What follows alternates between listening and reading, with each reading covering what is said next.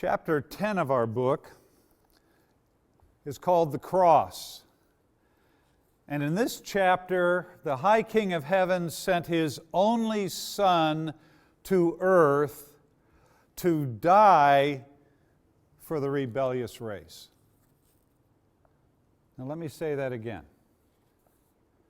The High King of Heaven sent His only Son to earth to die for the rebellious race. This is backwards. The pagan gods demand parents sacrifice their children to the gods. Bob and I had a distinct pleasure of taking our wives and visiting the great Inca capital of Machu Picchu in Peru. It's an incredible city, a testimony to both the engineering and architectural ability of the indigenous peoples in South America. And while we were having a tour of this great Inca capital, our tour guide took us to an altar, a slab of stone overlooking the valley below. And she said, "This is the place where the Inca gods demand that parents sacrifice their children to the gods.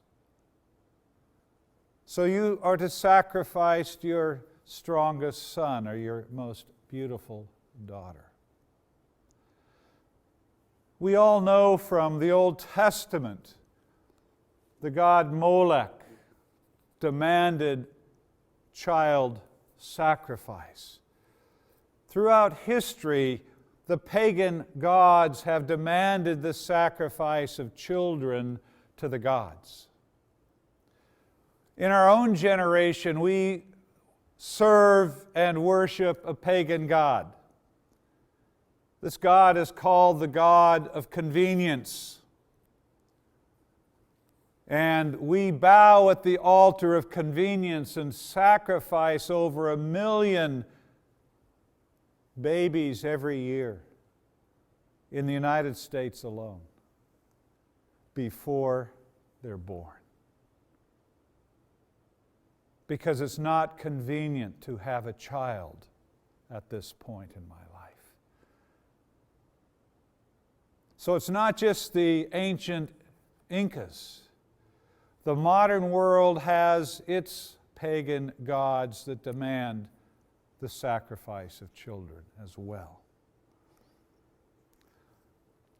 But in the midst of this context, the Bible has a message. The God of heaven sent His only Son to earth to die for pagans. He sent His only Son to earth to die for you and I. While we were yet sinners, Christ died. What kind of a God is this? What kind of a God would do such a thing? This is an incredible God.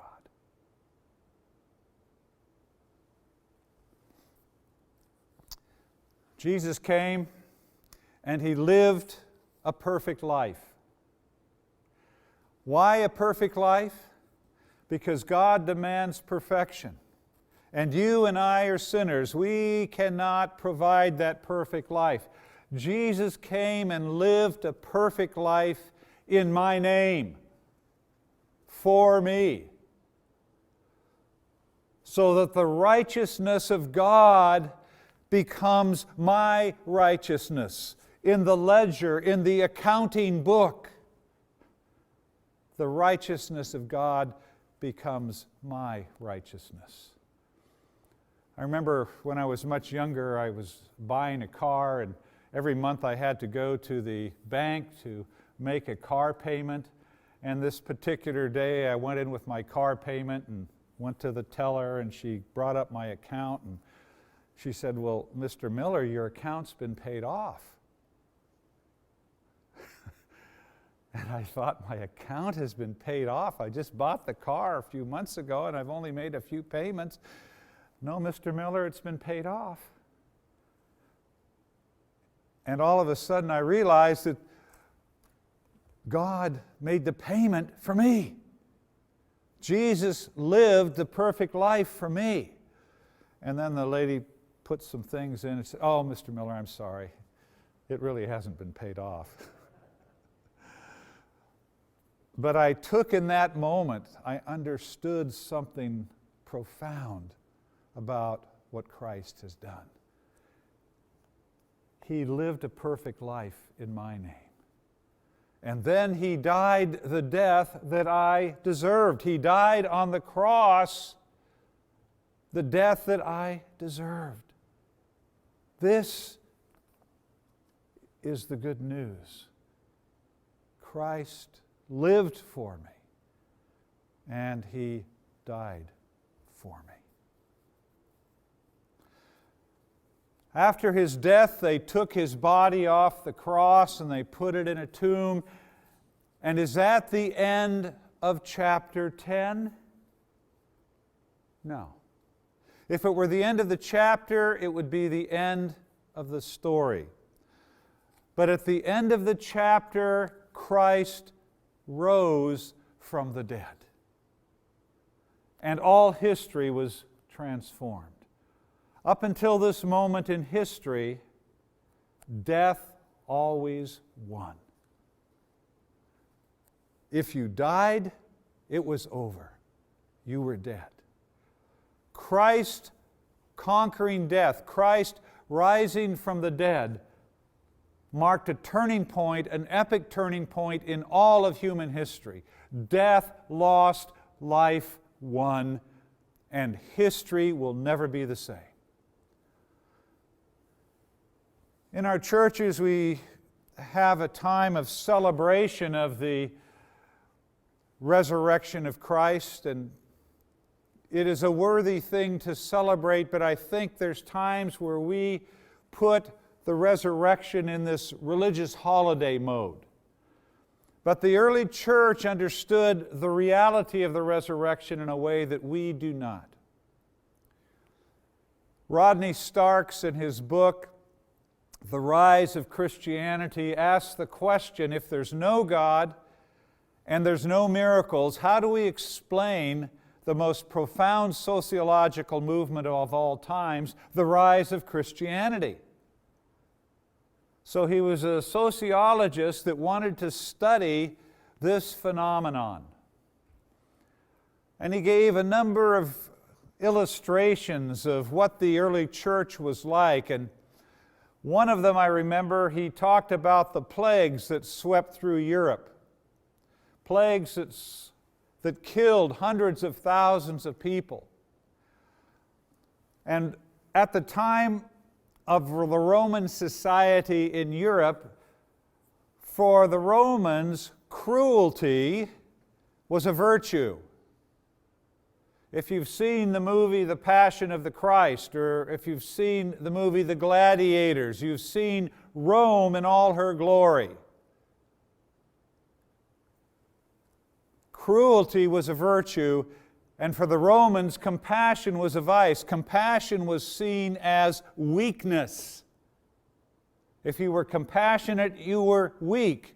And we all remember, those of us that saw the movie The Gladiators, how the gladiators fought in the Colosseum. And at this most dramatic scene now, there's only two left, and one of them is on his back. His sword has been removed from his hands. And the one he is fighting is standing triumphant over him with his sword on the man's neck. And the gladiator who's standing is looking to the crowd in the Colosseum. What should I do? Should I let him go free? Or should I kill him?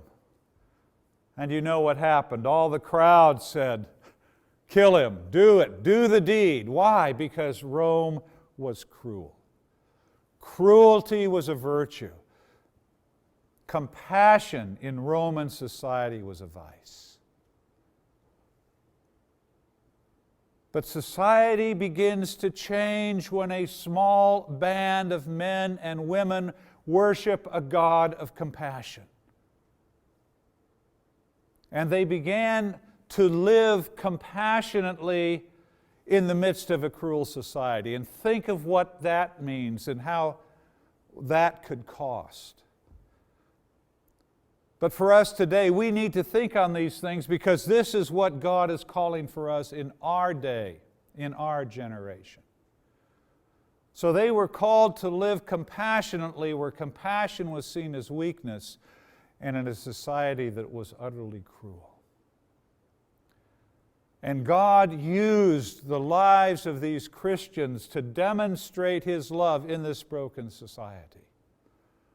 When the plague swept through Europe, the Romans would throw their family members out on the street. And what would happen? The Christians would take these children, these mothers, these grandmothers, off the street into their own homes because they worshiped a compassionate God and they took care of their pagan neighbors. They loved them. They demonstrated the love of God to their pagan neighbors, and they did it in ways that cost something because many of these Christians caught the plague from their pagan neighbors and died. And many of the pagan neighbors survived the plague because of the demonstration of the love of God coming from these Christians.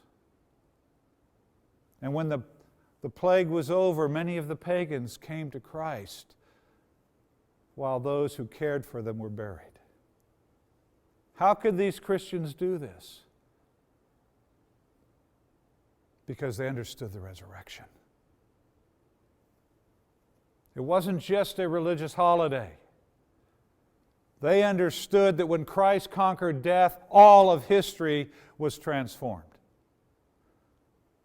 And now they could live lives that did not fear death. What are you afraid of? What fears do you have that keep you from following what God might be calling you to do?